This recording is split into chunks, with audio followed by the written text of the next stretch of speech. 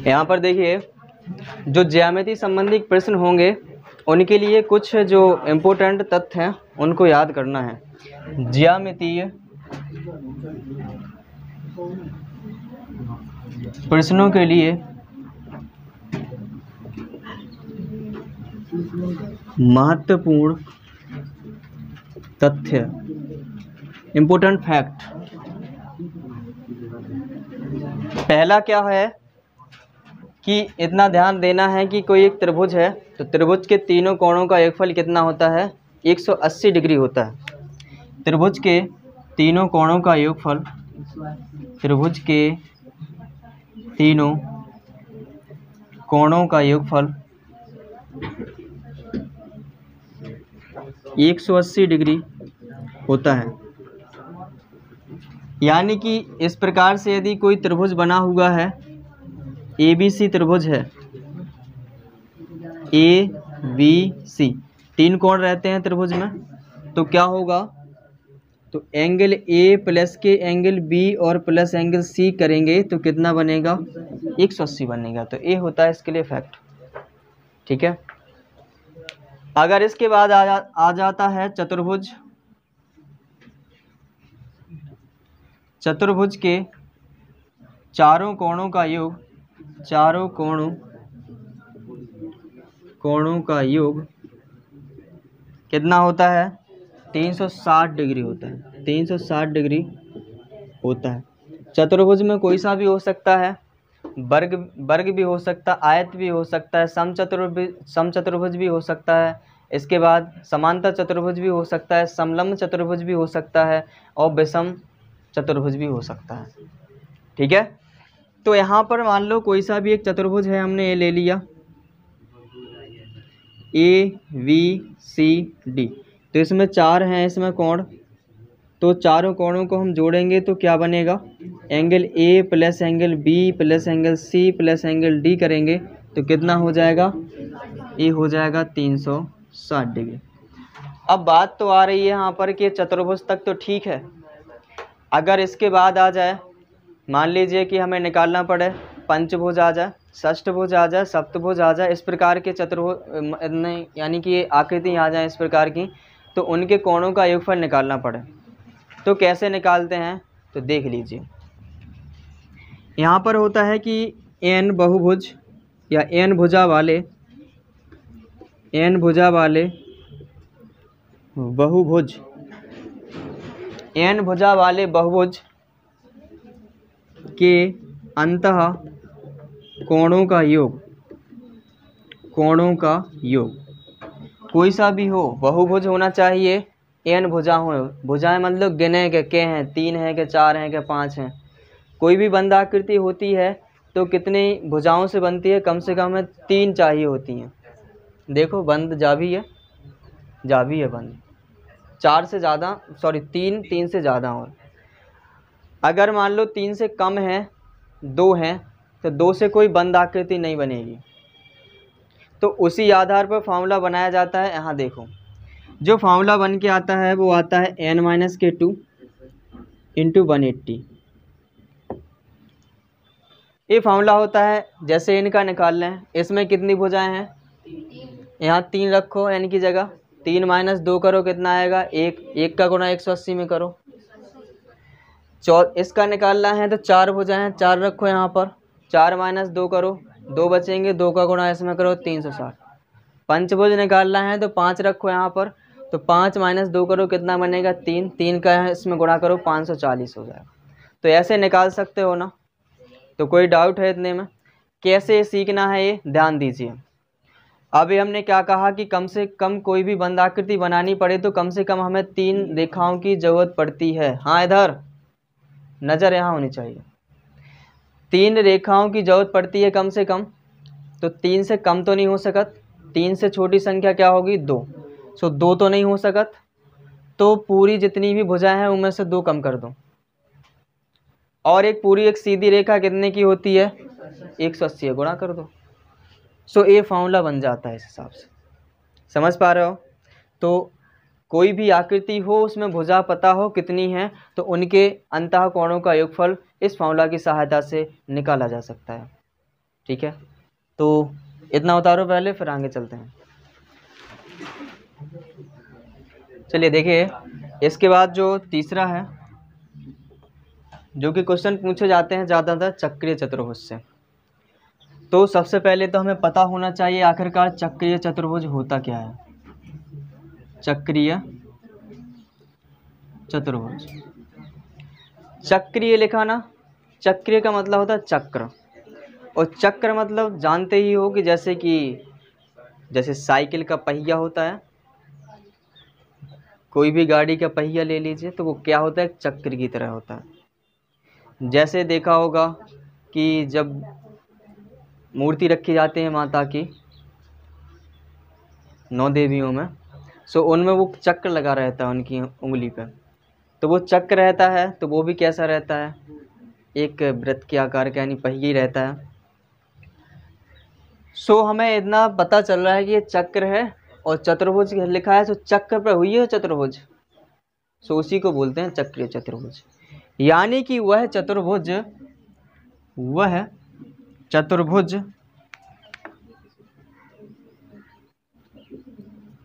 जिसके चारों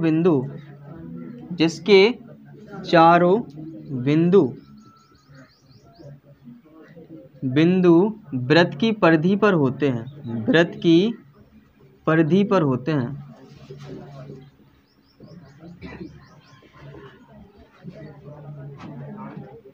चक्रीय चतुर्भुज कहलाता है।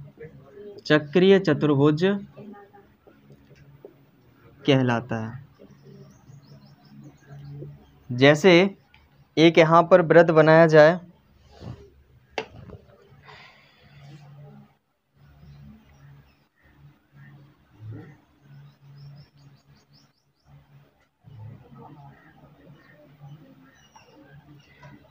जैसे बनाया जाए वृत्त धरो ऐसा,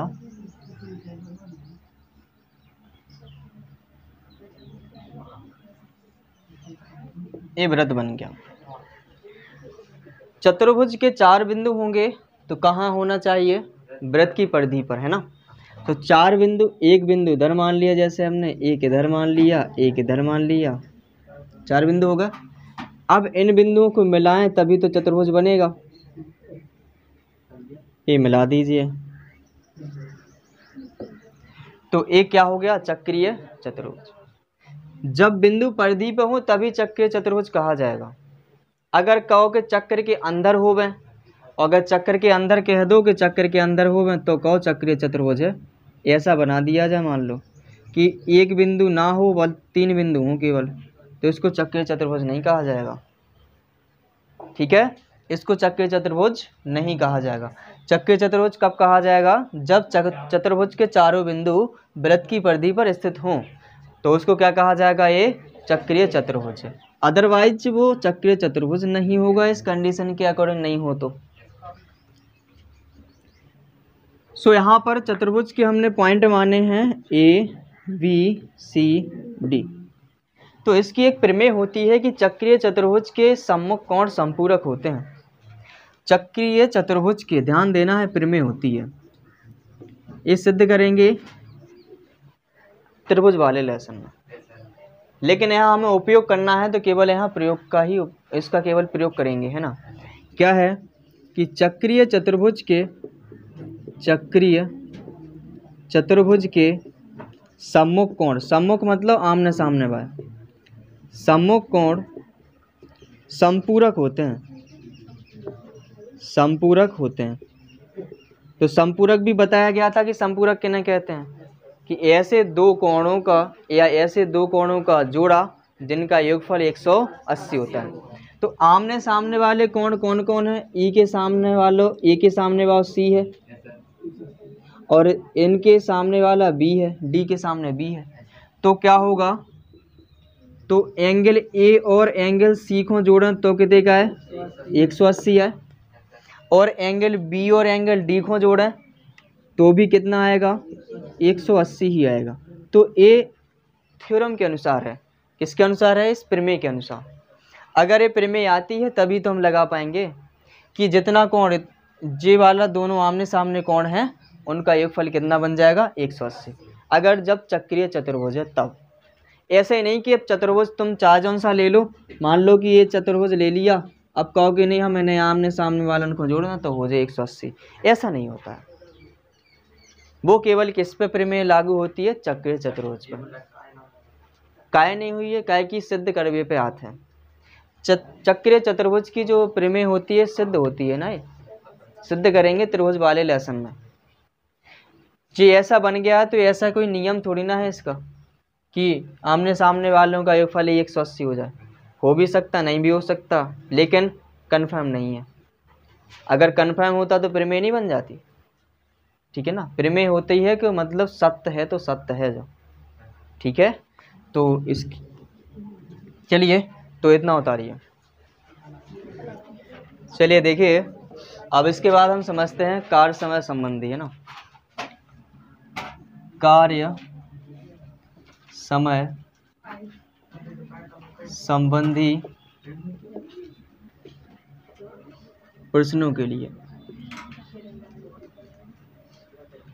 अब यहाँ देखो कार्य कौन करेगा? व्यक्ति करेगा ना, और जब काम करे तो समय तो लगे ही लगे। जैसे कि तुम मैथ पढ़ रहे हो अपना, तो जब मैथ को कंप्लीट करोगे तो समय तो लगेगा ही लगेगा। तो मैथ एक कार्य करना है ना। जैसे तुम्हें घर पे काम करने के लिए दिया जाए कि घर होमवर्क करके आइए, तो होमवर्क करोगे तो उसमें समय तो लगेगा ही लगेगा। ऐसे ही कोई भी कार्य हो, मान लो मकान बनाना है, रोटी बनाना है, कोई भी कुछ भी काम हो, है ना, सो उसमें क्या होगा? टाइम तो लगेगा ही लगेगा। तो उनमें ही संबंध होता है कार्य और समय। यहाँ पर यदि कोई एक व्यक्ति है, यदि किसी कार्य को n दिन में समाप्त करता है, यानी कि यदि कोई व्यक्ति किसी एक कार्य को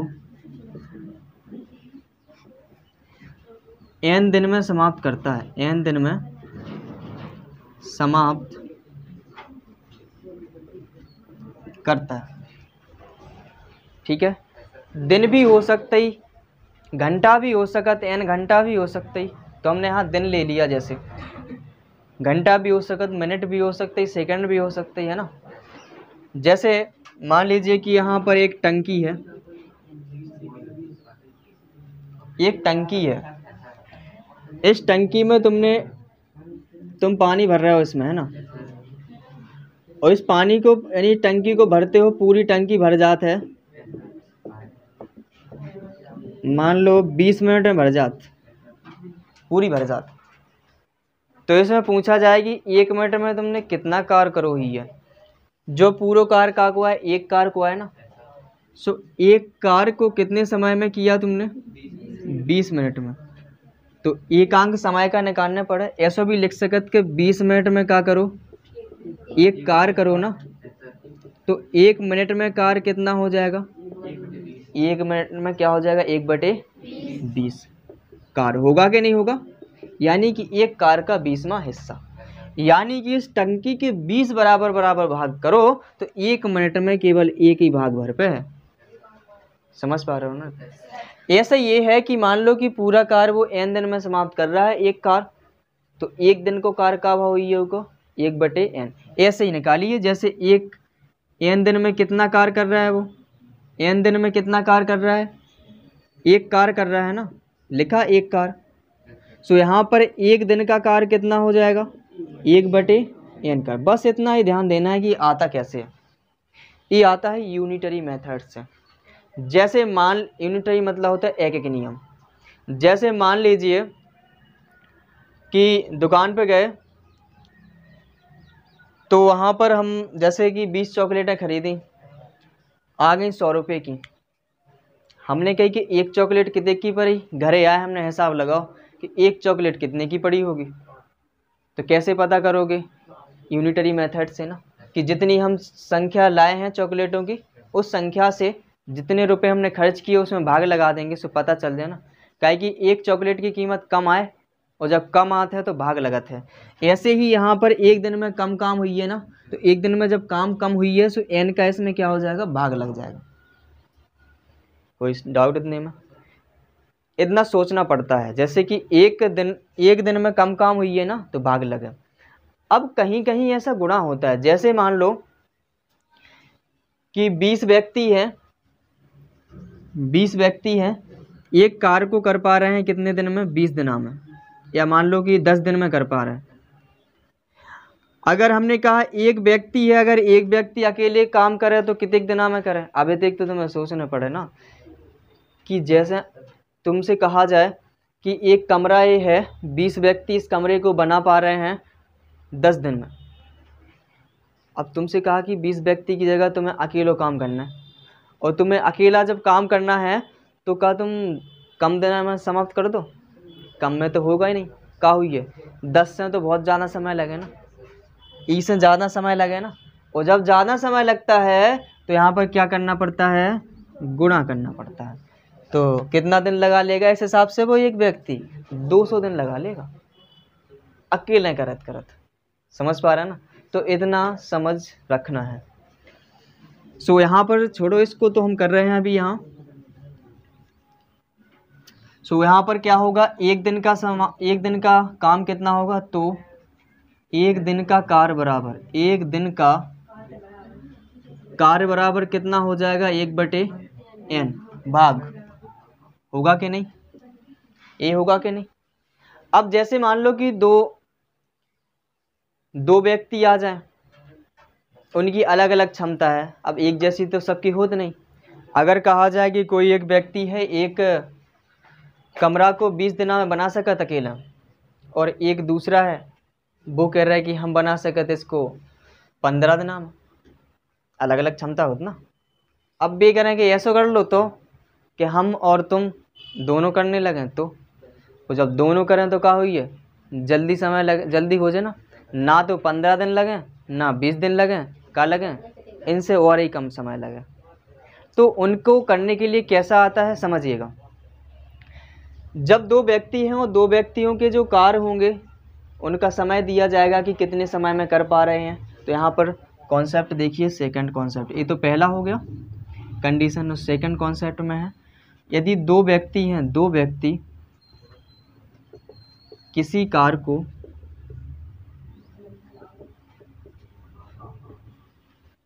क्रमशः x तथा y दिनों में समाप्त कर पाते हैं, दिनों में समाप्त कर पाते हैं। कहने का मतलब है कि एक व्यक्ति है A, तो वो कर रहा हो x दिनों में कर ले अकेले, अकेले की बात हो रही, किसी कार्य को अकेले लिख लो, अकेले क्रमशः x दिन में और y दिन में कर पाते हैं। तो एक व्यक्ति है वो x दिनों में कर रहा हो अकेला, एक दूसरा व्यक्ति है वो कर रहा हो हम y दिनों में कर लें। अब पता नहीं कितने दिनों में कर लें, वो कर रहा हो हमारी इतनी क्षमता है कि हम इतने दिन में कर लें इसको। अब इन लोगों की बात हुई कि ऐसा कर लो कि अपन 2 जने इकट्ठो कर लो काम, एक संगे स्टार्ट करो, और एक संगे स्टार्ट करो तो अपन कितने दिनों में समाप्त कर लें।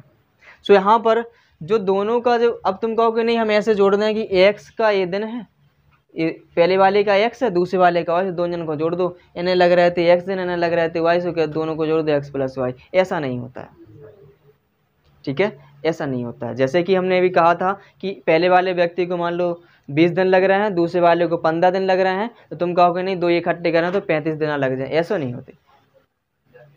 तो ये जो है डायरेक्ट काम नहीं जुड़ते हैं, डायरेक्ट दिन नहीं जुड़ते, ऐसे एक एक दिन का काम जुड़ता है। एक एक दिन का काम कहलाता है उनकी क्षमता।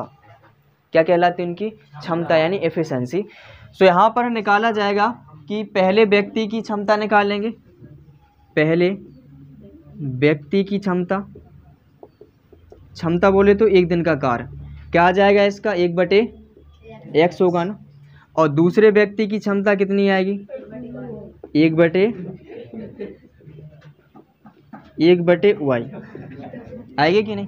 और दोनों की कही जाए कि दोनों की एक दिन की क्षमता कितने का आ जाए, तो दोनों की एक दिन की क्षमताओं को जोड़ा जा सकता है, बल्कि दिनों को डायरेक्ट नहीं जोड़ा जा सकता है। दोनों की एक दिन की क्षमता, दोनों की क्षमता जोड़िए 1/x + 1/, ये हो जाएगा। 2 व्यक्ति की जगह 3 व्यक्ति भी हो सका, सो प्लस के 1/z, तो उनकी क्षमताओं को ही जोड़ा जाएगा। और जब क्षमताओं को जोड़ने पर उनकी क्षमता आ जाए और हमें समय निकालने के कितने दिनों में वो समाप्त कर पे हैं, और जब समय निकालना पड़े हमें तो क्या करना पड़ेगा, क्षमता ये है, ये पलट दो सो दिन बन जाए कि नहीं, समय निकल आए कि नहीं, समझ पा रहे हैं कि नहीं। यानी जो क्षमता होती है वो समय के व्युत्क्रमानुपाती होती है। अगर हमें समय निकालने हैं, क्षमता दी गई तो क्षमता को पलट दो तो समय आ जाए, और समय दिया गया है और हमें निकालना है क्या, क्षमता, तो उसको पलट दो सो वो हो जाएगी क्षमता। तो यहाँ पर अगर इनको हम सॉल्व करें तो क्या निकल के आए, y प्लस के एक्स बटे में एक्स वाई बने, ये तो क्षमता हो गई। तो दोनों को कार्य समाप्त करने में लगा समय कितना होगा, दोनों को कार्य समाप्त करने में लगा समय बराबर क्या हो जाएगी, क्षमता का उल्टा कर दो, तो क्षमता जाएगी उल्टो कर दो सो क्या हो जाए, एक्स बटे वाई बटे में एक्स प्लस के वाई, ये आ जाएगा। दिन भी हो घंटा हो जो भी हो, दिन था ना सो दिन लिखेंगे था, समझ पा रहे हैं। अब नोट में याद रखना है जो पूरी जितना ही समझा गया है इसका समझ लो एक क्या है, सार है। सार समझते ना, जैसे कि कोई लेसन पढ़ो तो एक उसका शीर्षक होता है, शीर्षक चैप्टर पढ़ो तो उसका कोई शीर्षक होता है कि उसी के बारे में बताया गया होगा। ऐसे यहाँ पर इसको जो पूरी बात बताई गई है इसमें है पूरी बात क्या है कि जो क्षमता होती है, क्षमता समय के व्युत्क्रमानुपाती होती है, समय के व्युत्क्रमानुपाती होती है, ऐसा लिखो, समय की व्युत्क्रमानुपाती होती है। यानी कि हमें क्षमता निकाल लें तो क्षमता प्रोपोर्शनल हुई है 1/समय की, समझ पा रहे हो, ये होता है, ठीक है, इतना है केवल। Efficiency is inversely proportional time, okay, तो इतना होता रहो। चलिए देखिए, जैसा कि कॉन्सेप्ट के बारे में पहले समझ चुके हैं, अब हम सीधा चलते हैं प्रश्नावली 3F पर। और प्रश्नावली 3F में जो पहला क्वेश्चन है उसको अच्छे से सुनिएगा। लिखा है कि ए और बी की मासिक आय का अनुपात 9:7 है, यानी कि उनकी जो आय है, यानी कि जितने रुपए वो कमाते हैं, दो व्यक्ति हैं, एक तो ए है एक बी है, तो उनको अगर अनुपात निकालते हैं तो कितना आता है, 9:7। फिर लिखा है उनके मासिक व्यय का अनुपात 4:3 है, यानी कि वो खर्च करते हैं वो कितना, 4:3 के अनुपात में खर्च करते हैं दोनों। उनमें से प्रत्येक 200 रुपये मासिक बचाता है, यानी कि एक महीना का 200 रुपये बचाता है, दोनों 200 रुपये बचाते हैं। तो कह रहा है प्रत्येक की मासिक आय बताइए, प्रत्येक की मासिक आय कितनी होगी ये बताना है, ठीक है ना। सो कौन है,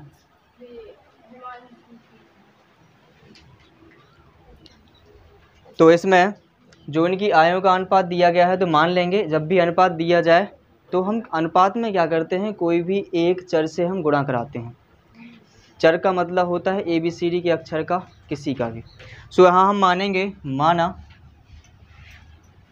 जो ए की आय है, ए की मासिक आय, ए की मासिक आय, ए की मासिक आय है कितने अनुपात में दिया गया है, 9:7 में है ना, तो ए का कितना अनुपात हुआ, 9। सो यहाँ मान लेंगे कितना है, 9x। और बी की मासिक आय कितनी, बी की मासिक आय उसका अनुपात कितना था, बी का 7 में था ना, सो यहाँ क्या लिखेंगे, 7x, इतना ही। फिर इन्हें कहा है कि उनका व्यय, मासिक व्यय का अनुपात भी दिया गया है, कितना दिया गया है, 4:3, तो इनका मासिक व्यय भी मानेंगे। तो ए का मासिक व्यय, ए का मासिक व्यय अनुपात में दिया गया है 4:3, तो ए का कितना अनुपात है, 4 है। अब यहाँ पर हम x लगा चुके एक में, तो अब इसमें क्या लगाएंगे, हम y लगाएंगे, तो यहाँ पर कितना हो जाएगा, 4y। और b का जो मासिक व्यय है वो कितना हो जाएगा, मासिक व्यय बराबर कितना, 3y, इतना ही। इनने क्या कहा कि दोनों कितने रुपए बचा रहे हैं, 200 रुपये बचा रहे हैं एक माह के। सो बचत कैसे निकालेंगे, अकॉर्डिंग टू क्वेश्चन, यहाँ लिखो प्रश्न से जो ए की बचत है वो कितनी है, ए की बचत, ए की मासिक बचत कितनी है 200 रुपये है। अब बचत बराबर सूत्र क्या होता है, आय माइनस के व्यय। तो किसकी, ए की, तो ए की आय में से ए की जो व्यय है वो घटाना पड़ेगा नहीं। तो ए की आय कितनी है 9x और इसका व्यय कितना है 4y। सो 9x में से 4y घटा है, सो क्या बचत आ जाएगा नहीं आ जाए। सो यहाँ पर कितना बन जाएगा 9x माइनस के 4y बराबर 200। ये समीकरण पहला बन गया। ऐसे ही बी की बचत कितनी है, बी की बचत, बी कह रहे हैं बी भी कितना बचा रहा है 200 रुपये ही बचा रहा है। तो बी की बचत कैसे निकालें, बी की आय में से बी के व्यय को घटा दिया जाएगा, सो उसकी बचत निकल के आ जाए कि नहीं। सो 7x में से कितना घटाना है 3y। सो 7x माइनस के 3y बराबर कितना हो गया 200, समीकरण सेकंड। अब दोनों समीकरण को हल करके एक्स वाई की वैल्यू निकालेंगे, तभी तो यहाँ पर निकाल पाएंगे। सो यहाँ पर समीकरण 1 व 2 को हल कीजिए। समीकरण 1 व 2 से समीकरण 1 लिखिए कितना है 9x माइनस के 4y बराबर 200 और सेकंड है 7x माइनस के 3y बराबर 200। अब यहाँ पर हम विलोपन विधि से करेंगे और विलोपन विधि से करने के लिए हमें क्या करना पड़ेगा कि इनके गुणांक समान बनाने पड़ेंगे किसी एक के। सो यहाँ पर y के गुणांक समान बनाते हैं, तो यहाँ पर क्या करना होगा, पहले समीकरण में किससे गुणा कराएंगे 3 से और दूसरे में 4 से। तो लिखेंगे समीकरण 1 में 3 से तथा समीकरण 2 में 4 से गुणा करने पर। ठीक है, तो समीकरण 1 में कितने से गुणा कराना है 3 से, कराइए इसमें 3 से। तो 3 27x माइनस के 3 को 12y बराबर 3 दूनी 6 यानी 600। अब इसमें कराना किससे 4 से, तो 4 सत्ते 28x माइनस के 4 ती 12y बराबर 4 दूनी 8 यानी 800। यहाँ देखिए इनके चिन्ह देखना पड़ेगा, अब गुणांक समान हो गए तो समान है ना चिन्ह, तो क्या लिखेंगे घटाने पर। सो यहाँ पर माइनस बनेगा, यहाँ प्लस बनेगा, इधर माइनस। सो ए से ए कैंसिल, यहाँ कितना बनेगा माइनस के x बराबर, यहाँ कितना माइनस के 200, ए कैंसिल x बराबर कितना। हमें निकालना क्या पूछा क्या जा रहा है, इसमें लिखा है कि केवल मासिक आय निकाल लें। आय देखो आय किस में है, दोनों की x से x में है, y की जरूरत तो पड़ने नहीं, तो y का नहीं निकालो मान, केवल x से ही काम चल जाएगा कि नहीं। अगर कहते हैं व्यय निकालने तो व्यय के लिए y का मान जरूरत पड़ती कि नहीं। सो यहाँ पर हमें निकालना केवल आय, तो केवल x तक ही छोड़ दो, x का मान निकल गया। अगर कर भी दोगे तो कोई प्रॉब्लम नहीं है, लेकिन हमें ज़रूरत है x की केवल, तो केवल x का ही निकाल लिया हमने। अब यहाँ पर लिखेंगे अतः a की मासिक आय बराबर, मासिक आय कितनी थी इनकी, a की 9x थी ना, तो x की वैल्यू कितनी आ गई 200। सो कितना हो जाएगा 1800 रुपये, तो a की मासिक आय हो गई। इसके बाद b की जो मासिक आय होगी वो कितनी होगी, b की मासिक आय कितनी मानी थी 7x, तो 7x और x की वैल्यू कितनी आई 200, तो कितना हो जाएगा इनका मान 1400 रुपये। कोई डाउट इतने में, ठीक है, इतना जितना पूछा था इतना ही याद कर लिया गया है। ठीक है, तो उतारिए जल्दी से। देखिए इसके बाद जो क्वेश्चन है सेकंड, और क्वेश्चन सेकंड को अच्छे से सुनिए क्या लिखा हुआ है। लिखा है कि 2 अंकों की संख्या के अंकों का योग कितना है 9 है। अब 2 अंकों की संख्या आ गई, तो इसको हम पहले भी कर चुके हैं इन क्वेश्चनों को, तो आसानी से हम 2 अंकों की संख्या है तो अंक कितने होंगे 2, और उन अंकों का नाम क्या क्या होता है इकाई अंक और दहाई। सो मानेंगे इकाई का अंक, माना इकाई अंक बराबर x और दहाई अंक बराबर y, दहाई अंक बराबर y। तो संख्या क्या बनेगी इसमें, संख्या बराबर, जब इकाई है तो इकाई में 1 को गुणा हुई है और दहाई वाले अंक में 10 का गुणा होगा, तो क्या बनेगा x प्लस के 10y। अब इसमें बात आ रही है कि इनको अंक पलटने पर भी एक संख्या बनना है, तो यहीं बना लो। अंक पलटने पर प्राप्त संख्या क्या होगी, अंक पलटने पर प्राप्त संख्या। अंक पलट रहे कहने का मतलब इकाई वाला अंक दहाई पे पहुंच जाएगा और दहाई वाला इकाई पे पहुंच जाएगा। सो यहाँ पर दहाई पे पहुंचे, सो इसमें कितने गुणा हो जाएगा 10x, इकाई पे हो जाएगा तो इस पे एक ही का रहेगा ना, सो प्लस के y। तो ए बन जाएगा, अंक पलटने पर जो संख्या बनेगी ये आ जाएगी। ठीक है, कोई डाउट इतने में? फिर इनने कहा है पहली शर्त में कि दो ही अंकन को योगफल कितना है, 9 है प्रथम शर्त से, यानी कि दोनों अंकों को हम जोड़ें, यानी x और y को हम जोड़ें तो कितने का आ जाता है, 9 आ जाता है। समीकरण पहला। इसके बाद द्वितीय शर्त पर पहुंचेंगे और द्वितीय शर्त में क्या है सुनिएगा। द्वितीय शर्त में कहा गया है कि इस संख्या का, किस संख्या का, इस वाली संख्या का, इस संख्या का 9 गुना, यानी कि यहाँ लिखेंगे संख्या का 9 गुना। संख्या में कितने का गुणा करना है, 9 का। कह रहा है कि संख्या के अंक को पलटने पर प्राप्त नई संख्या बनी जो है उसका 2 गुना है, यानी कि जो नई संख्या आई है ना, ये अंक पलटने पर प्राप्त संख्या, तो लिखेंगे एक तरफ अंक पलटने पर प्राप्त संख्या या बनी संख्या लिख सकते हैं। इसका कितना, 2 गुना। क्या कह रहा है कि है, यानी दोनों कैसे हैं, बराबर। एक बार दोबारा सुनिएगा, लिखा है कि इस संख्या, यानी इस संख्या, लिखा है संख्या का 9 गुना मतलब 9 का गुना। कह रहे अंक पलटने पर प्राप्त संख्या का 2 गुना है। 2 गुना है मतलब दोनों कैसे हैं, बराबर हैं। अगर इसमें 2 का गुणा करा दें और इसमें 9 का गुणा करा दें तो दोनों कैसे हो जाते हैं, बराबर हो जाते हैं। तो यहाँ पर लिखिएगा संख्या कितनी है, यहाँ पर x प्लस के 10y इंटू 9 बराबर अंक पलटने पर प्राप्त संख्या कितनी आई, 10x प्लस के y इंटू 2। यहाँ पर देखेंगे तो कितना बनेगा, 9x प्लस के 90y, और इधर गुणा कराएंगे तो बनेगा 20x प्लस के 2y। ठीक है, x वाले एक साइड कर लो, y वाले एक साइड, नहीं तो सभी को एक साइड कर लो। अगर विलोपन से करना है सबको एक साइड कर लो। 9x प्लस के 90y माइनस के 20x माइनस के 2y बराबर में क्या बचा, 0। यहाँ सॉल्व करेंगे माइनस के कितना, 11, माइनस के 11x, यहाँ सॉल्व करेंगे प्लस के 88y बराबर 0। इनमें से माइनस के 11 कॉमन ले लिए जाए, बताइए। सो इनमें माइनस से भाग लगाओ प्लस हो जाएगा, 11 से भाग लगाओ खत्म हो जाएगा, 1 बनेगा ना, और x बचेगा, बचा रहेगा। माइनस से प्लस में भाग लगाइए, माइनस आएगा, और 11 8 88 और y बचा रहेगा बराबर 0। सो यहाँ देख रहे होगे कि माइनस के 11 इसके साथ में गुणा में है, और जैसे ही इनका साथ छोड़ेंगे तो 0 के बटे में पहुँच जाएंगे ना इस तरफ। सो यहाँ क्या हो जाएगा, x माइनस के 8y बराबर 0 बटे माइनस 11। और जब भी किसी संख्या का 0 में भाग लगाते हैं तो उसका मान सदैव 0 आता है, और ये समीकरण सेकंड बन जाएगा फिर। और जब ये समीकरण सेकंड बन गया और पहला समीकरण ये है, सेकंड समीकरण वो है, तो समीकरण 1 2 को हल करना पड़ेगा। सो लिखेंगे समीकरण 1 व 2 से।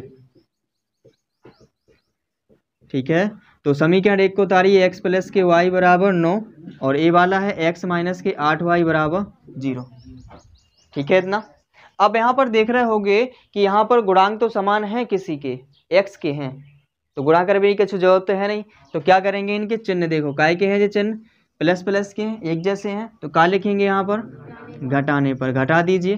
सो यहाँ पर माइनस बनेगा, इधर प्लस इधर माइनस। सो ए से कैंसिल हो जाए हैं, ए प्लस का है, प्लस का कितना 9y हो जाएंगे। ए इनको घटाइए 0 को 9 में से, तो 9 ही बचे, 9 से 9 को काट दीजिए, y बराबर कितना बनेगा, 1 बन जाए। ओके, x की वैल्यू भी फाइंड करनी है क्योंकि हमें संख्या ज्ञात करनी है, तो संख्या में x भी है। सो हमें x की वैल्यू फाइंड करने के लिए y का मान समीकरण 1 में रखना होगा, तो रख दीजिए y का मान समीकरण 1 में रखने पर, और यहाँ पर रखेंगे मान, तो क्या बन जाएगा, देखिए x प्लस y की जगह कितना रखेंगे, 1 बराबर 9 है, सो 9 रखेंगे। x बराबर 9 माइनस 1, x बराबर कितना हो जाएगा, 8 हो जाएगा। हमें संख्या ज्ञात करनी है, तो संख्या बराबर क्या मानी थी हमने, देखिए x प्लस के 10y था संख्या बराबर, लिखा हुआ है।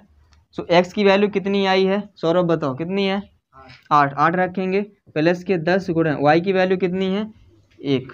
सो इनको करेंगे कितना, 8 प्लस के यहाँ पर 10 बराबर कितना हो जाएगा, 18। तो ये आ जाएगी संख्या, ये आंसर हो जाएगा। कोई डाउट है, नहीं है ना, तो उतारिए जल्दी से। चलिए इसके बाद क्वेश्चन नंबर है तीसरा, और क्वेश्चन नंबर तीसरे में लिखा क्या है, पहले सुनिएगा अच्छे से। क्वेश्चन नंबर तीसरे में लिखा है कि एक पुस्तक विक्रेता ने अपनी पुस्तक 24 रुपये में बेचकर उतने ही प्रतिशत लाभ उठाया जितने रुपए में उसने पुस्तक को खरीदा था। तो कह रहे पुस्तक का क्रय मूल्य बताइए। तो इसमें बात किस किस में चल रही है, प्रतिशत लाभ में और क्रय मूल्य में, है ना। तो पहले हम मान लेंगे क्रय मूल्य बराबर x रुपये, माना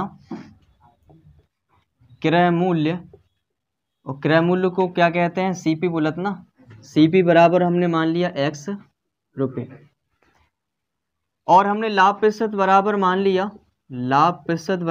लिया, यानी प्रॉफिट परसेंट बराबर मान लिया हमने y%। ओके, कोई डाउट इतने में। अब इनने प्रथम शर्त में क्या कहा है, या ऐसा लिख लीजिए, दिया क्या है, दिया है कि जो SP है यानी विक्रय मूल्य कितने में बेच रहा है जी, 24 रुपया में बेच रहा है, ठीक है ना। सो यहाँ पर एक कंडीशन दी गई है कि प्रथम कंडीशन में, प्रथम शर्त में लिखा है कि उतने ही प्रतिशत इनने लाभ उठाया जितने की इनने पुस्तक खरीदी थी, यानी कि जो लाभ % है और क्रय मूल्य है वो दोनों कैसे हैं, बराबर, यानी लाभ % बराबर है क्रय मूल्य, यही है। लाभ % बराबर, और लाभ % कितना है, y बराबर है यहाँ पर x, यही है। क्योंकि हम जानते हैं द्वितीय शर्त में, देखिए द्वितीय शर्त में ये कहा कि बेच कितने के में रहा है, 24 में बेच रहा है ना, तो लाभ मिलता है ना कितने का, तो लाभ मिल रहा है ना कुछ ना कुछ। तो लाभ बराबर क्या होता है, लाभ % बराबर होता है SP माइनस के CP बटे CP गुणा 100, ये होता है।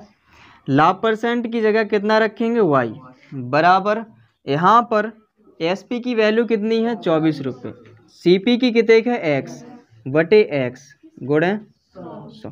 कोई डाउट उतने में। यहाँ पर समीकरण इसको 1 माना, तो समीकरण 1 से y की जगह पर x रख दें, काहे कि हमें x ही चाहना है, y तो चाहना नहीं है, y को भगाओ। सो y की जगह पे हम समीकरण 1 से x रख दीजिए। समीकरण 1 से y का मान रखने पर रखेंगे। सो यहाँ कितना बन जाएगा, x बराबर 24 माइनस के x बटे में x, और यहाँ पर इंटू 100 ही बनेगा। अब क्या कराओगे, इसके नीचे बन करके क्रॉस कराना पड़ेगा, तो इसका गुणा होगा x² बराबर इनका गुणा कराइए 2400 माइनस के 100x। अब इनको एक तरफ लेके आइए, सो ये द्विघात समीकरण बनेगा। सो यहाँ बन जाएगा 100x प्लस के, इसको इस साइड लेके आइए माइनस के 2400। इनके फैक्टर करेंगे कि 2400 हो जावे कैसे में, गुणा करवे में, और यहाँ पर घटावे पे आ जाए कितना, 100, तो 120 गुणा 20 करेंगे, सो आ जाएगा, ठीक है ना। सो यहाँ पर कितना लिख लेंगे, x² प्लस के 120x माइनस के 20x माइनस के 2400 बराबर 0।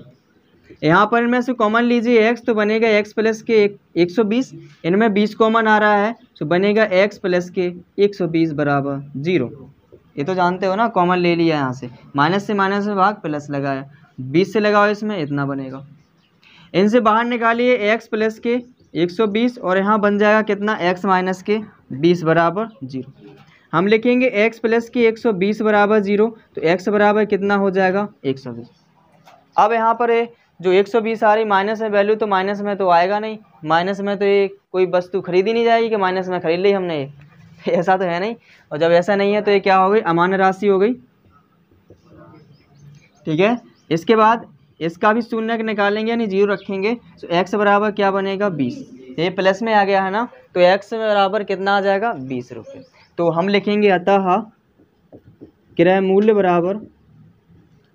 बराबर 20 रुपये। समझ पाए, कोई डाउट है उतारिए। देखिए इसके बाद क्वेश्चन चौथा है, तो क्वेश्चन चौथा तो कर लोगे, ठीक है। इसके बाद क्वेश्चन 5वें पर चलते हैं, ठीक है ना। क्वेश्चन नंबर 5 देखिए, क्वेश्चन नंबर 5 में लिखा हुआ है कि एक व्यक्ति कुछ मासिक वेतन पर नौकरी शुरू करता है। यानी कि जब व्यक्ति की शुरू में नौकरी लगी तो कुछ उसको सैलरी मिलना प्रारंभ हुआ। फिर इसके हिसाब फिर क्या कहा गया इसमें कि और प्रत्येक वर्ष उसके वेतन में एक नियत वृद्धि होती गई। मतलब कि पहली साल भाई सो कछु वृद्धि हो गई, दूसरी साल भाई फिर उतनी वृद्धि हो गई। नियत मतलब फिक्स हो गई, मतलब पहली साल में इतनी हो जाए, दूसरी साल में इतनी हो जाए, मतलब ऐसी वृद्धि होती चली जाए। सो इन्होंने कहा है कि यदि नौकरी के 4 साल बाद उसका वेतन कितना हो गया 2200 हो गया और 15 साल बाद 2750 हो गया, तो प्रारंभ में उसका वेतन कितना था और वार्षिक वृद्धि क्या थी ये ज्ञात करना है। तो वार्षिक वृद्धि भी ज्ञात करना है और मासिक वेतन प्रारंभ में। तो प्रारंभ में मासिक वेतन मान लेते हैं x रुपये था,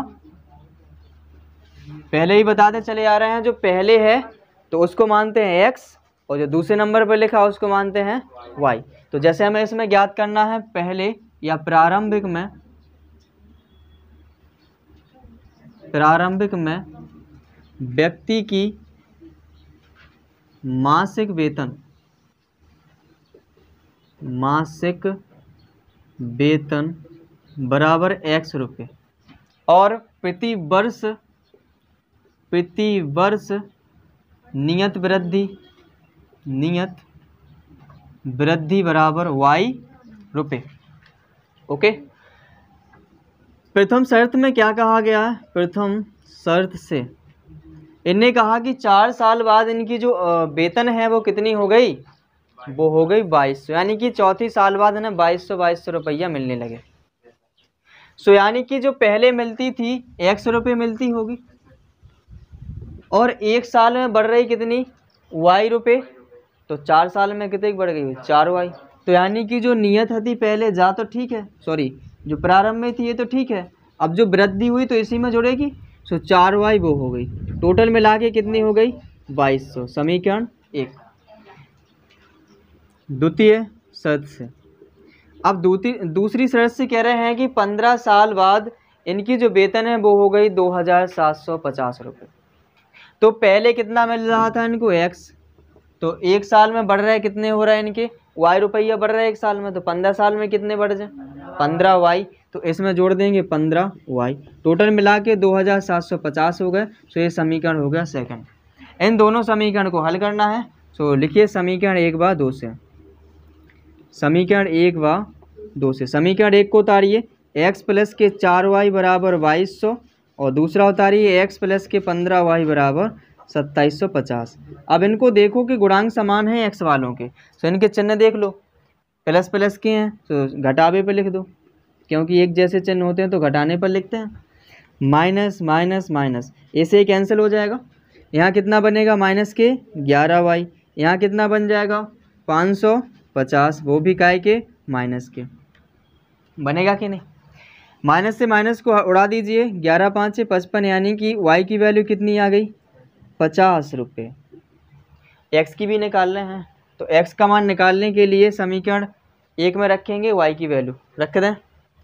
y का मान किस में रखना, 2 में, किसी में भी रख दो है ना, आएगा उतना ही। समीकरण y का मान समीकरण 1 में रखने पर, और समीकरण 1 क्या है x की तो वैल्यू निकाल लें, प्लस के 4y की कितने का ही 50 बराबर 2200, कितना हो जाएगा x प्लस के 200 बराबर 2200। सो यहाँ पर x बराबर कितना 2200 माइनस के 200, यानी x बराबर 2000।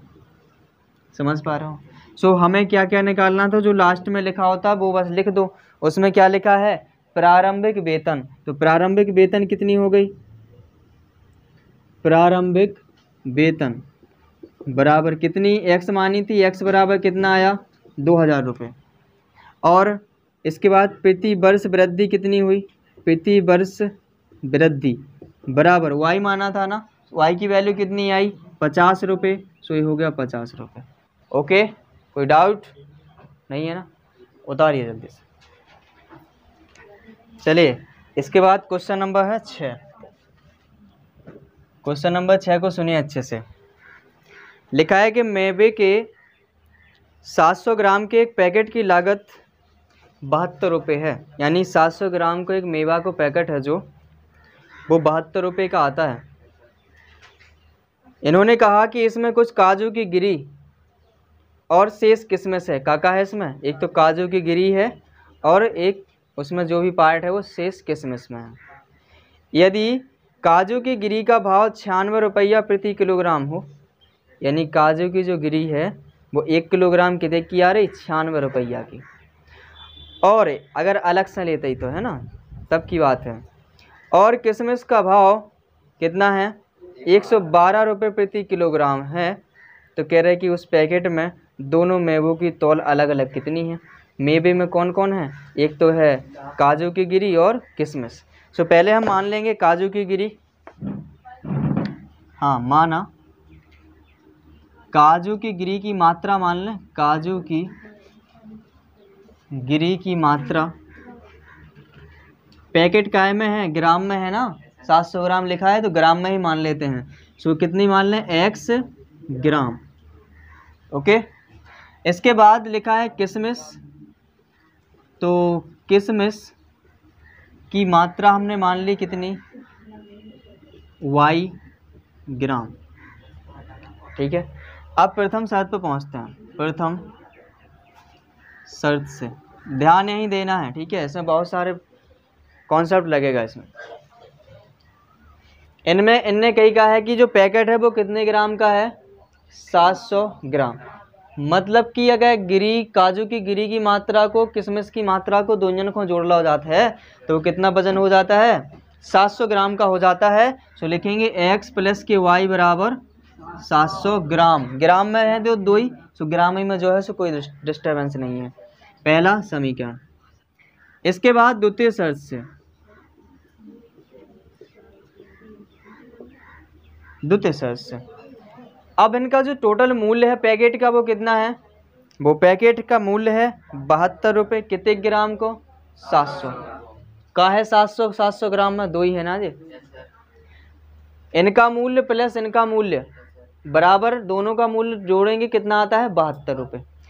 लिखेंगे कि नहीं, सो यहाँ पर लिखेंगे हम x ग्राम काजू की गिरी का मूल्य, काजू की गिरी का मूल्य प्लस के y ग्राम क्या है, किशमिश, किशमिश का मूल्य, टोटल बराबर कितना हो जाता है, 72 रुपये, 72 रुपये। ठीक है, अब ध्यान ये देना है कि इनने कहा कि 1 किलोग्राम को अगर पैकेट खरीद रहे हैं, कितने ग्राम का, किसका खरीद रहे हैं, काजू की गिरी का, तो वो कितने का आता है, 96 का। सो ध्यान ये देना है कि 1 किलोग्राम जो पैकेट है वो कितने का आ रहा है, 96 रुपया को आ रहा। तो 1 ग्राम हम निकाले हैं तो 1 ग्राम कितने का आएगा, 96 बटे 1000 रुपये का आएगा कि नहीं। ध्यान से समझिएगा, यही है थोड़ा सा, ठीक है ना, इसको ध्यान में रखना है कि 1000 ग्राम जो आ रहा है कितने का, 96 रुपये का, तो 1 ग्राम 96 बटे 1000। लेकिन हमारे पास कितनी है काजू की गिरी, x ग्राम, तो x ग्राम कितने का आएगा, तो 1 में x को गुणा हो देना, तो 96 बटे 1000 इंटू x इतने का है। सो इसकी जगह पे कितना रखना पड़ेगा, 96 x बटे 1000 ही रखेंगे। ऐसे ही यहाँ पर इसका मूल्य अलग दिया गया है कि y किलोग्राम किशमिश का मूल्य। सो ये कह रहे हैं कि जो 1 किलोग्राम है यानी 1000 ग्राम, 1 किलोग्राम में कितने होते, 1000 ग्राम होते ना, तो 1000 ग्राम जो किशमिश है उसका मूल्य कितना है, 112 रुपये।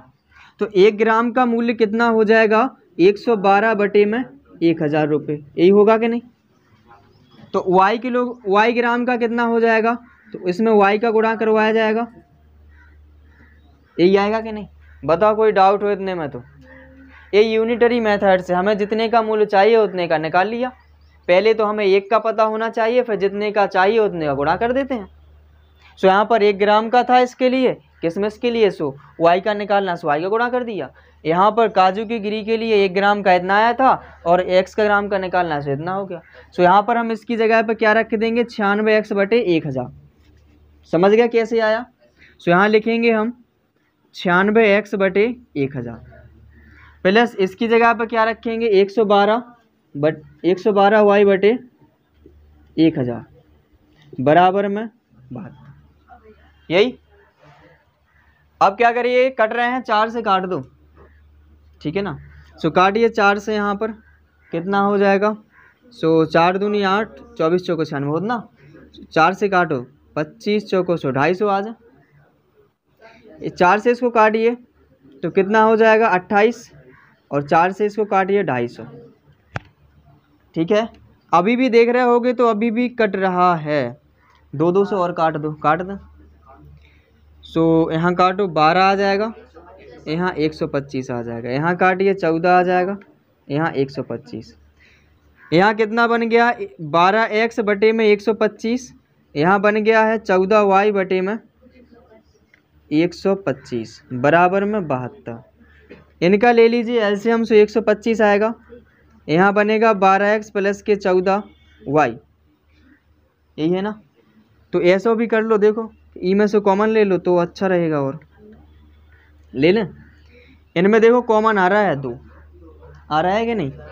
ले लें 2 कॉमन, सो बनेगा कितना 6x बटे में 125 प्लस के यहाँ 7y बटे में 125 बराबर में 72। 2 से काट दो, यहाँ 36 दूनी 72। सो यहाँ एलसीएम अब ले लेंगे 125 ही आएगा, और यहाँ बन जाएगा 6x प्लस के 7y बराबर हो जाएगा 36, और यहाँ क्रॉस मल्टीप्लाई कराएंगे। सो x प्लस के 7y बराबर 36 गुणे 125, इनका गुणा कर लेना तो समीकरण बन जाएगा वो कौन सा, सेकंड। और इन दोनों समीकरण को हल करेंगे तो एक्स वाई की वैल्यू आ जाएगी, और जो कि यहाँ पर ये मात्रा पूछ रहे थे सो आंसर हो जाएगा, ठीक है ना। तो कर लेना है इतना घर से, जल्दी से उतारिए। चलिए देखिए, जैसा कि प्रश्नावली 3F चल रही है, और 3F में क्वेश्चन 6 तक करवा दिए थे हमने। अब इसके बाद क्वेश्चन 7 देखिए। क्वेश्चन नंबर 7 में लिखा है कि किराए पर पुस्तकें देने वाले किसी पुस्तकालय का प्रथम 3 दिनों का एक नियत किराया है। यानी कि प्रथम 3 दिन के लिए वो क्या करते हैं, नियत किराया। जैसे ही किसी भी कोचिंग में जाओ या किसी भी स्कूल में जाओ, अगर जैसे डेमो लेना हो वहाँ पर, तो रजिस्ट्रेशन करवाना पड़ता है। जैसे 7 दिन का होता है या 3 दिन का होता है, तो ऐसे ही इसमें जैसे कि पुस्तकालय है जो, तो प्रथम 3 दिन के लिए क्या है, एक नियत किराया है। 3 दिन पढ़ो उसका नियत किराया है। उसके बाद प्रत्येक अतिरिक्त दिन का अलग किराया है, मतलब 3 दिन के बाद जितने भी दिन पढ़ो उसका अतिरिक्त किराया है प्रति दिन के हिसाब से। तो सरिता ने 7 दिनों तक एक पुस्तक रखने के लिए 27 रुपये अदा किए। कितने दिन तक रखी, 7 दिन तक। यानी 3 दिन का तो उसको देना पड़ा होगा, और 4 दिन का एक एक करके देना पड़ा होगा अतिरिक्त किराया। इसके बाद कह रहे हैं कि सुशी ने एक पुस्तक 5 दिनों तक रखने के लिए 21 रुपये अदा किए। तो नियत किराया बताना है और प्रत्येक अतिरिक्त दिन का किराया बताना है। तो नियत किराया मान लीजिए 100 रुपये, माना नियत 3 दिन का नियत किराया है ना, 3 दिन का नियत किराया बराबर 100 रुपये। इसके बाद जो अतिरिक्त दिन का है, प्रत्येक अतिरिक्त दिन का किराया, अतिरिक्त दिन का किराया वो मान लिया कितना, y रुपये बराबर y रुपये। ओके। प्रथम शर्त में देखिए, प्रथम शर्त से समझना अच्छे से।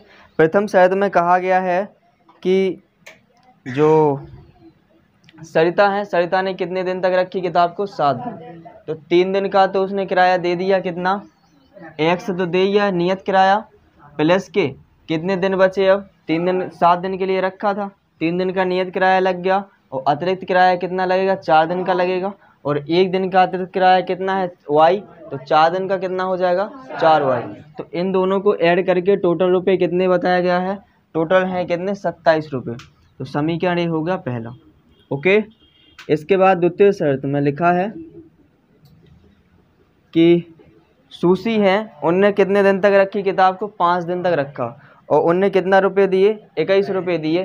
तो इन्हें 3 दिन का तो लगा ही होगा नियत किराया। अब अतिरिक्त किराया कितना दिया, 5 में से 3 दिन कम कर दो, सो 2 दिन का अतिरिक्त किराया दिया। 1 दिन का कितना दे रहे हैं, वाई तो 2 दिन का कितना 2y, सो 2y इसमें प्लस करिए और बराबर कितना हो जाता है 21 दिए। सो ये समीकरण सेकंड। अब दोनों समीकरण को हल करिए। समीकरण 1/2 से, समीकरण 1/2 से समीकरण 1 को उतारिए x प्लस के 4y बराबर 27 और दूसरे को उतारिए x प्लस के 2y बराबर 21। इनके देखो गुणांक देख रहे होगे कि समान है x के, तो यहाँ पर चिन्ह देखो इनके कैसे हैं, समान चिन्ह भी है। तो क्या लिखेंगे यहाँ पर, घटाने पर घटाइए। सो यहाँ साइन चेंज कर दीजिए, ए से कैंसिल हो जाएंगे और इससे सब्ट्रैक्ट करिए, कितना बनेगा 2y बराबर यहाँ कितना बनेगा 6, 2 से काटे 2 3 6, y बराबर 3। x की वैल्यू भी फाइंड करनी है तो y का मान समीकरण में रख दो किसी भी एक में। सो हम पहले समीकरण में रखते हैं, चलो दूसरे में रखते हैं। y का मान समीकरण 2 में रखने पर, 2 में रखने पर समीकरण 2 क्या कहता है, देखिए x है, x रखिए प्लस के 2 इंटू वाई की वैल्यू रखिए कितनी आई 3 बराबर में 21 है, 21 लिखिए। x प्लस के 3 दूनी 6 बराबर 21, x बराबर 21, इनको 6 को इस तरफ ले जाओ माइनस हो जाएंगे, x बराबर 15। सो जो पूछ रहे थे वो लिख दो, लिखेंगे अतः 3 दिन का नियत किराया, या नियत किराया भी लिख सकते हो क्योंकि 3 दिन का लिया जा रहा है नियत। अतः 3 दिन का नियत किराया क्या माना था, x माना था ना, और x की वैल्यू कितनी है हमारे पास 15। सो हो जाएगा ये 15 रुपये। इसके बाद प्रत्येक अतिरिक्त दिन का किराया, प्रत्येक अतिरिक्त दिन का किराया, प्रत्येक अतिरिक्त दिन का किराया कितना माना था y की वैल्यू कितनी आ गई 3 रुपये। सो यहाँ पर 3 रुपये आंसर। कोई डाउट इतने में तो उतारिए जल्दी से। चलिए देखिए इसके बाद क्वेश्चन नंबर 8 है, और क्वेश्चन नंबर 8 को सुनिएगा अच्छे से। इसमें लिखा है कुछ धन किसानों के बीच बराबर बांटा जाना है, यानी कि कुछ धन है जो कि किसानों के बीच बराबर बराबर बांटा जाना है। इनने कंडीशन में लिखा है कि यदि 2 किसान कम होते, क्या होते 2 किसान कम होते तो प्रत्येक को 50 रुपये अधिक मिलते। जब कम होंगे तो ज़्यादा तो मिले ही मिले। इसके बाद कह रहा है यदि किसानों की संख्या 2 ज़्यादा होती यानी अधिक होती तो प्रत्येक को 30 रुपये कम मिलते। अगर ज़्यादा हो जाते तो 30 रुपये पहले से कम मिलने लगते। तो कह रहा है कुल धनराशि बताओ, किसानों की संख्या बताओ। तो कुल धनराशि मान लेते हैं x रुपये और किसानों की संख्या मान लेते हैं y। चलिए सो माना कुल धनराशि बराबर x रुपये और किसानों की संख्या बराबर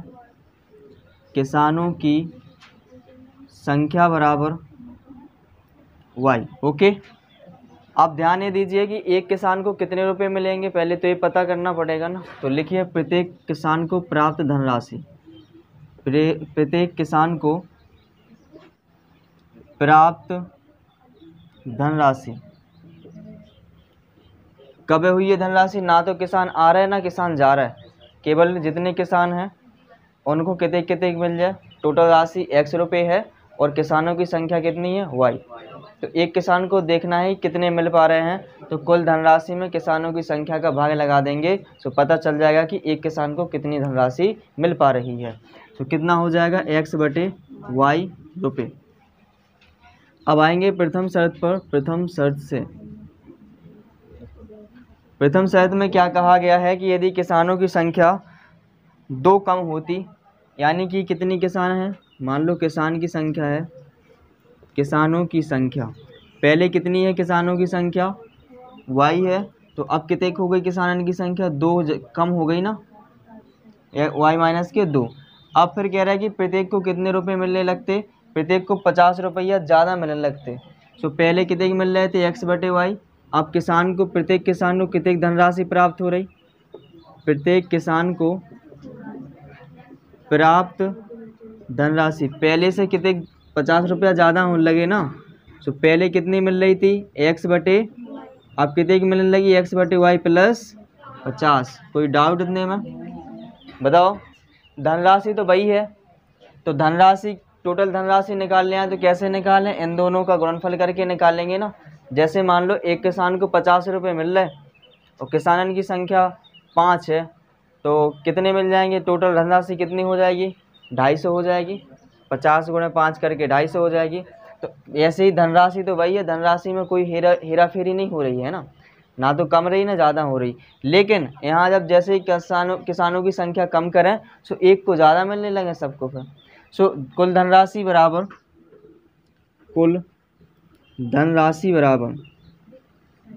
क्या होगा, प्रत्येक किसान को प्राप्त धनराशि, प्रत्येक किसान को प्राप्त धनराशि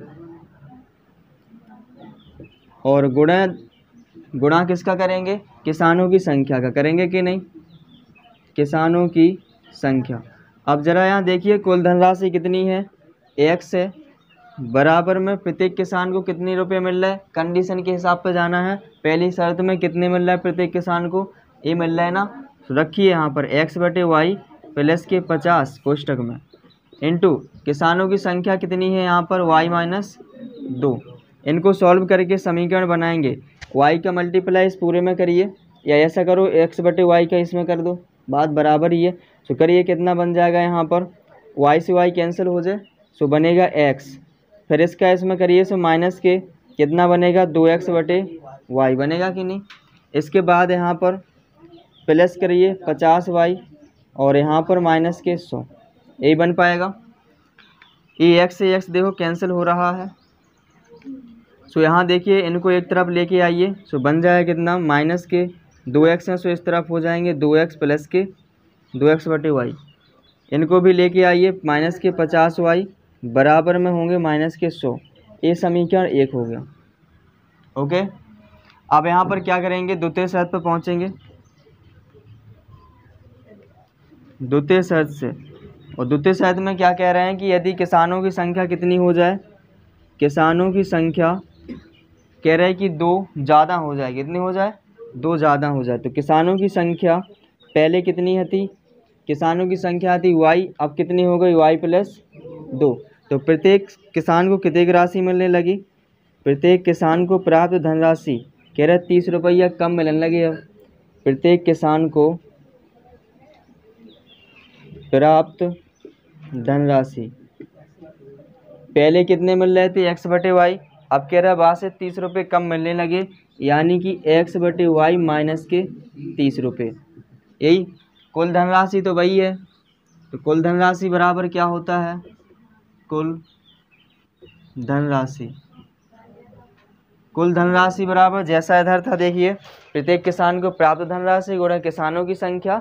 तो यहाँ पर देखो प्रत्येक किसान को प्राप्त धनराशि कितनी है, x/y माइनस के 30 और इंटू किसानन की संख्या कितने के y प्लस के 2। तो यहाँ पर रखिए y प्लस के 2। कुल धनराशि यहाँ पर कितनी आई, x आई थी, वो तो पहले ही सही। इसका मल्टीप्लाई कराइए तो कितना बन के तैयार होगा, यहाँ बनेगा कितना x और यहाँ पर प्लस के 2x/y और इसके बाद यहाँ बनेगा माइनस के 30y और प्लस और माइनस के 60। इसे कैंसिल हो जाएंगे, इनको उठा के इस साइड लाइए, माइनस के 2x/y, इसको उठा के ले आइए प्लस के 30y है ना। या ऐसा करो यहीं रखे रहने दो इनको, जैसे प्रतिस्थापन से कर दें अपन, है ना। सो इतना रखा, इससे क्या करिए माइनस कॉमन ले लीजिए, माइनस किससे, इनमें से। तो माइनस के 2x/y बराबर यहाँ माइनस कॉमन लिया से बना 30y प्लस के 60, माइनस से माइनस कैंसिल हो गया। तो 2x/y बराबर क्या बना, 30y प्लस के 60, यही बना। ये समीकरण हो गया सेकंड, ये समीकरण पहला है। इसमें देख रहे होगे कि समीकरण 1 में 2x/y है, हाँ 30 है, 30 रखिए, ठीक है, जो ऊपर है वही लिखेंगे। तो यहाँ देखिए समीकरण 1 में 2x/y है और समीकरण 2 में भी 2x/y है। तो समीकरण 2 से 2x/y का मान समीकरण 1 में रख दें, प्रतिस्थापित कर दें, जिससे ज़्यादा लंबा नहीं बने, सीधा सीधा हो जाए। सो लिखेंगे समीकरण 2 से 2x/y का मान समीकरण 1 में रखने पर, समीकरण 1 में रखने पर या प्रतिस्थापित करने पर भी लिख सकते हो। सो यहाँ पर देखिए इसकी 2x बटे वाई की जगह कितना रखेंगे 30 प्लस के 60, 30y प्लस के 60 रखिए यहाँ पर। सो बनेगा 30y प्लस के 60 और माइनस के 50 है, माइनस 50 रखिए और बराबर में 50y बराबर है माइनस के 100। यहाँ देखिए कितना बनेगा माइनस के 20y बनेगा और 60 को उस तरफ ले जाइए। सो माइनस के कितने जो 60 हो जाए और माइनस 100 में जुड़ जाएंगे। सो माइनस 160 हो जाएगा। माइनस से माइनस कैंसिल करिए, 20 से काटिए, 20 अट्ठे 8 बार में कट जाएगा। 80 कहाँ से आएगा 8 आएगा। y बराबर कितना बन जाएगा 8 आएगा। अब हमें निकालने किसकी वैल्यू है x की ओर निकालने, तो क्या करना पड़े y की वैल्यू किसी भी एक समीकरण में रख दें। सो रखिए y का मान समीकरण 1 में रखने पर, y का मान समीकरण 1 में रखने पर, समीकरण 1 क्या है देखिए ये लिखा हुआ है 2x बटे वाई। सो 2x लिखिए, y की वैल्यू कितने है 8 और 50y है 50y लिखिए इधर, 50y की वैल्यू रखिए 8 और बराबर में माइनस के 100। यहाँ काटिए कितने बार में x बटे 4 बन जाएगा, बराबर में ये कितने हो जाएंगे 400 और 400 प्लस उस तरफ जाएंगे प्लस के हो जाएंगे और 100 घट जाएंगे 400 में से कितना 300, इनका क्रॉस कराइए। तो यहाँ x बराबर कितना हो जाएगा 4 × 3 = 12 यानी 1200। तो लिख लेना क्या कि कुल धनराशि बराबर कितना 1200 रुपये और किसानों की संख्या बराबर 8। समझ पाए? कोई डाउट है किसी को? नहीं है? कहाँ पर?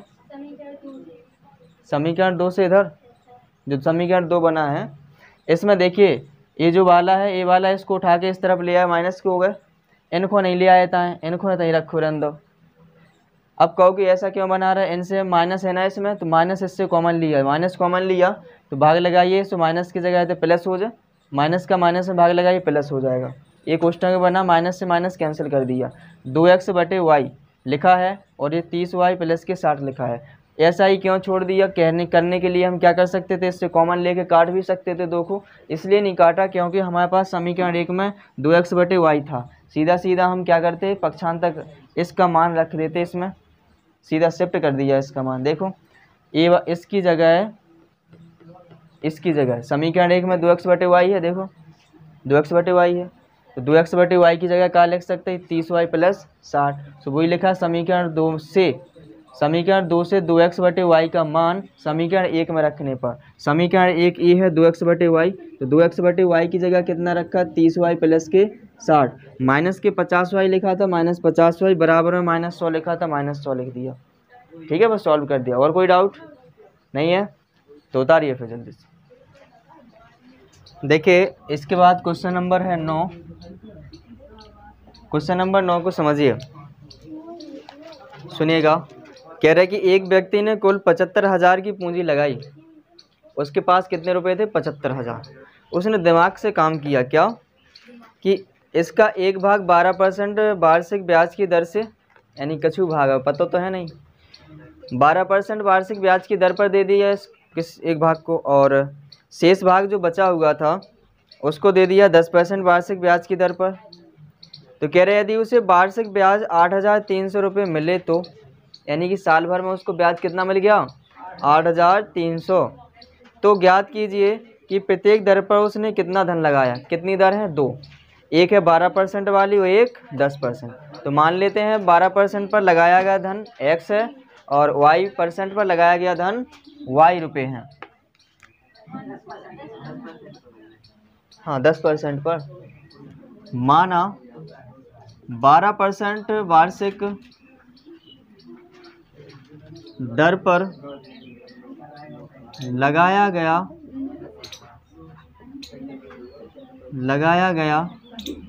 धन बराबर है x रुपये और 10% वार्षिक ब्याज की दर पर या दर पर लगाया गया धन कितना है y रुपये। ओके, कोई डाउट इतने में नहीं है ना।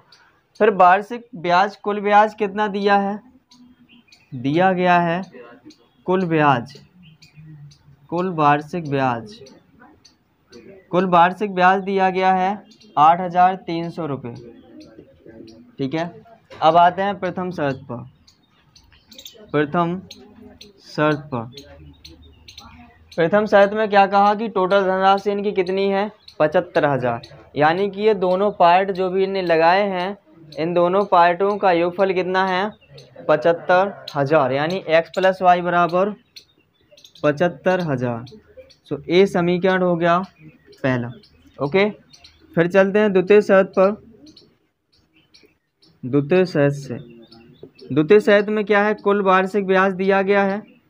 कुल वार्षिक ब्याज बराबर कितना है 8,300 ये दिया गया है।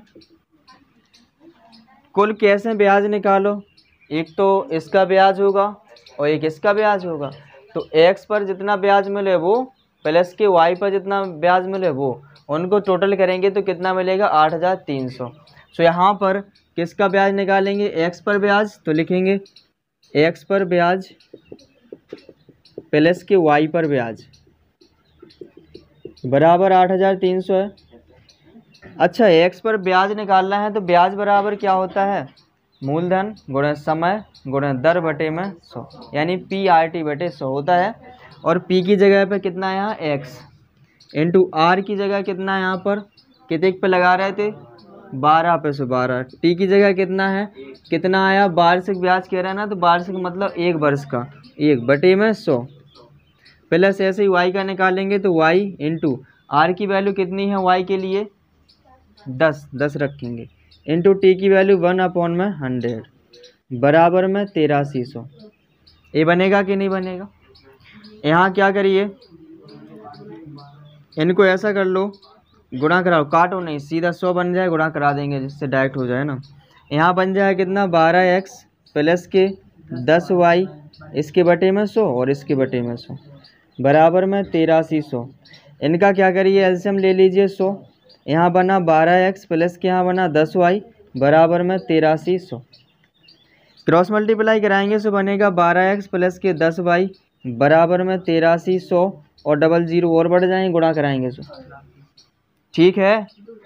इससे 2 कॉमन ले लीजिए, क्या बन जाएगा 6x प्लस के 5y बराबर में यहाँ बनेगा 8,30,000। अब 2 से इसको काटिए, बनेगा 2 चौको 8, 2 एकम 2, 2 पंचे 10 और यहाँ 3 0, 4,15,000 बन जाएगा। ठीक है, देखिए इधर बन जाएगा कितना 6x प्लस के 5y बराबर में 4,15,000। ये समीकरण हो गया सेकंड। समीकरण 1 व 2 को हल करना होगा और समीकरण 1 2 को हल करेंगे तो विलोपन विधि से करेंगे। अब विलोपन विधि से करने के लिए हमें क्या करना पड़ेगा, एक चर को समान बनाना पड़ेगा। तो लिखेंगे समीकरण 1 व 2 से, समीकरण 1 व 2 से समीकरण 1 को उतारिए, x प्लस के y बराबर है 75,000 और यहाँ पर 6x प्लस के 5y बराबर है 4,15,000। ओके, अब यहाँ देख रहे होगे कि यदि हम समीकरण 1 में 5 से गुणा करा दें तो y के गुणांक समान हो जाए। तो यहाँ पर लिख देंगे समीकरण 1 में 5 से गुणा करने पर, करिए गुणा, तो 5 से कराइए, 1 में से बनेगा 5x प्लस के 5y और यहाँ पर करिए 5 से, सो कितना बनेगा 375, 3,75,000 बन जाएगा। ठीक है, इतना ही बनेगा, 150 नहीं, 1 मिनट देख लो सही से, 5 से कराना है, ठीक है, 5 सते 35, 55 25, इतना ही बन जाएगा। ठीक है, और दूसरा वाला 6x प्लस के 5y बराबर इधर है 4,15,000। यहाँ देखो अब क्या है, इनके चिन्ह देखो समान है तो क्या लिखने पड़े घटाने पर, और जब घटाने पर लिखेंगे तो साइन चेंज होगा, तो ए से कैंसिल हो जाएंगे, यहाँ बनेगा -x, बनेगा कि नहीं बनेगा। यहाँ पर इसको सेपरेट करिए, कितना बनेगा, यहाँ पर है 75, इसको जोड़िए, 4 लाख बनाओ से 25 ये हो गए और यहाँ पर 15 जी, 25 15 कितने हो जाते हैं 40,000। सो माइनस के 40,000, माइनस माइनस कैंसिल, x बराबर कितना आ गया 40,000। हमें y की वैल्यू भी निकालनी है, तो y की वैल्यू निकालने के लिए x का मान समीकरण 1 में रख दो, x का मान समीकरण 1 में रखने पर put the value of x in equation first. So equation first is x plus के वाई इज इक्वल 75,000। सो लिखेंगे यहाँ एक्स की वैल्यू कितनी है 40,000 प्लस के वाई इज इक्वल 75,000। सो यहाँ वाई इज इक्वल कितना हो जाएगा 75,000 माइनस के 40,000, इसको सेपरेट करिए। सो वाई बराबर कितना बन जाएगा 35,000। ठीक है। सो लिखेंगे अतः दोनों भाग बताने थे ना, क्या माना था 12% वार्षिक ब्याज पर 12% वार्षिक दर पर लगाया गया धन। सो यहाँ लिखेंगे 12% वार्षिक दर पर लगाया गया धन कितना आया, एक्स माना था, एक्स की वैल्यू कितनी आई इसमें 40,000। तो लिखेंगे 40,000। ओके। ऐसा ही लिखेंगे 10% वार्षिक दर पर लगाया गया धन कितना 35,000 रुपये। ठीक है। कोई डाउट है इतने में? नहीं है हो तो बताइए। कोई डाउट नहीं तो उतारिए जल्दी से। चलिए इसके बाद जो क्वेश्चन है 10 वाला, क्वेश्चन नंबर 10 देखिए सेम इसी तरह है जैसा कि हमने किया है 9 वाला, थोड़ा सा ही अलग है। सुनिए, लिखा है कि एक व्यापारी ने बैंक से 5,000 में से कुछ रुपए 12% ब्याज की दर से और शेष 15% वार्षिक ब्याज की दर से साधारण ब्याज पर उधार लिए और 2 वर्ष के पश्चात उसे कुल 6,320 बैंक को देने पड़े, यानी कि 2 साल बाद उन्हें टोटल रुपया कितने देने पड़े 6,320। टोटल कहने का मतलब है कि जितने उधार लिए थे वो तो देने ही देने आए और ब्याज भी संग में देना पड़ा। सो कह रहे हैं कि ज्ञात कीजिए व्यापारी ने प्रत्येक दर पर कितना कितना रुपया उधार लिया। तो हम यहाँ पर मान लेते हैं प्रत्येक दर पर, और पहली दर कितनी है 12% की, दूसरी 10% की, सॉरी 15% की। सो लिखेंगे माना 12% वार्षिक दर पर उधार ली गई राशि या धनराशि बराबर क्या है x रुपये मान लिया। इसके बाद 15% वार्षिक दर पर उधार ली गई राशि हमने मान लिया y रुपये। ठीक है। अब आते हैं प्रथम शर्त पर। प्रथम या ऐसा लिखो, चलो ठीक है, प्रथम शर्त से चलो। प्रथम शर्त पर, और प्रथम शर्त से क्या कहा गया है कि इनने टोटल रुपया कितने उधार लिए 5,000 रुपये उधार लिए टोटल, और 5,000 रुपये टोटल उधार लिए, यानी कि ये दोनों भागों की जो वैल्यू है जोड़ेंगे तो कितनी आएगी 5,000 रुपये। सो एक्स प्लस के वाई बराबर कितना 5,000, समीकरण 1। द्वितीय शर्त पर पहुँचिए। द्वितीय शर्त पर कहा गया है कि इनने टोटल रुपया कितने दिए 6,320 दिए 2 साल बाद। कितने साल बाद 2 साल। तो 2 साल बाद मिश्र धन कहलाएगा वो। तो 2 साल का मिश्र धन कितना आया 2 साल का मिश्र धन है। मिश्र धन को ए से रिप्रेजेंट करते हैं, जो वैल्यू है 6,320 है। तो 2 साल का ब्याज निकाल लें। तो ब्याज बराबर क्या होता है, ब्याज यानी कि ऐसा ही बराबर होता है कितना ए माइनस पी होता है, नहीं मिश्र धन माइनस मूलधन। मिश्र धन कितना है यहाँ पर 6,320, मूलधन टोटल कितना है 5,000। सो ब्याज कितना देना पड़ेगा इसको 1,320 रुपया देना पड़े। अब शर्त पे आते हैं कि ये कुल ब्याज है कितने साल का 2 साल का। तो 2 साल का कुल ब्याज 1,320 है। तो यहाँ पर क्या लिखेंगे एक्स का 2 वर्ष का ब्याज लगेगा कि नहीं, प्लस के वाई का 2 वर्ष का ब्याज। समझ पा रहे हैं? एक्स पे जितने 2 वर्ष में ब्याज हुई है वो वालो, और वाई पे जितने 2 वर्ष को ब्याज हुई है वो वालो, और टोटल को जोड़ें तो टोटल ब्याज कितना हो जाएगा 1,320 होगा कि नहीं। वैसे ही जैसे पिछले में किया था कि एक्स का 2 वर्ष का निकालना है, तो एक्स अब यहाँ क्या होगा मूलधन। तो क्या होता है ब्याज बराबर मूलधन, यानी पी की जगह कितने का एक्स इंटू आर की जगह कितने का देखो 12% पर लगाई गई ना राशि एक्स वाली, इंटू टी की वैल्यू कितने का क्या वर्ष के लाना 2 वर्ष के लाना, ध्यान नहीं देना है बटे में। सो प्लस के यहाँ ऐसे करेंगे वाई कितने पे देगी जा 15 पे उधार लिया गया है, और कितने वर्ष के लिए 2 बटे में ओके, बराबर में कितना है 1320। कोई डाउट इतने में? इसके बाद यहाँ क्या करिए, काट लो इनको या ऐसे ही गुणा कर लो। अगर हम यहाँ काटेंगे, चलो गुणा कर लो, ठीक है, फिर बाद में लेना पड़ेगा एलसीएम, गुणा ही कर लो तो अच्छा रहेगा। कितना बनेगा 24x बटे में 100 प्लस के यहाँ 15 दूनी 30y बटे में 100 बराबर में 1320। इनका एलसीएम ले लीजिए 100। यहाँ कितना बनेगा 24x प्लस के 30y बराबर में 1320। क्रॉस मल्टीप्लाई कराएंगे तो बनेगा यहाँ पर 24x और ई में से ऊपर से कॉमन ले लें और इसमें से ऊपर से देखो कितना कॉमन आ रहा है 6, तो लिखिए 6। इधर बनेगा कितना 4x प्लस के 5y और बटे में 100 है ही, और 100 जाके इनके साथ गुणा हो जाए तो कितना यहाँ पर हो जाएगा 1320 गुणा 100, 100 को करने से 2 जीरो बढ़ जाए, यही बन जाएगा 1,32,000। 6 से काट दीजिए यहाँ पर, 6 दूनी 12, 6 दूनी 12 और डबल 000, कितना हो जाएगा 4x प्लस के 5y बराबर 22,000। समीकरण ए हो गया सेकंड। फर्स्ट समीकरण और सेकंड समीकरण को हल करेंगे तो ए वाला घर से करके लाना है, तो जल्दी से उतारिएगा।